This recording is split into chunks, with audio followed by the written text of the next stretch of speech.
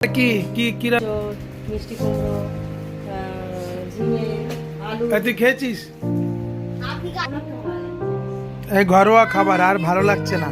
7 দিন বাইরে non stop programme, এসে একটু ঘরের খাবার, রিচ নয়, একদম ঘরের সবজি, ঘরোয়া সবজি, তেল কম, বুঝতেই পাচ্ছেন।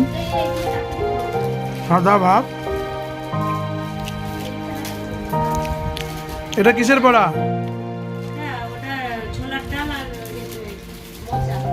ছোলার ডাল আর মোচা দিয়ে তৈরি তরকারি, আর এঁচোড়, ডাটা, মিষ্টি কুমড়ো দিয়ে একটু তরকারি। আজকের দিনে নিরামিষ একদম।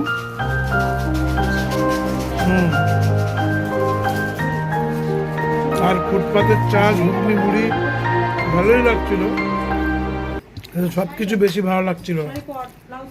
কদিন বাড়িতে রেস্ট, আবার ব্যাক টু ব্যাক প্রোগ্রাম করবো, ব্যাক টু ব্যাক। এবার আমার লক্ষ্য 1000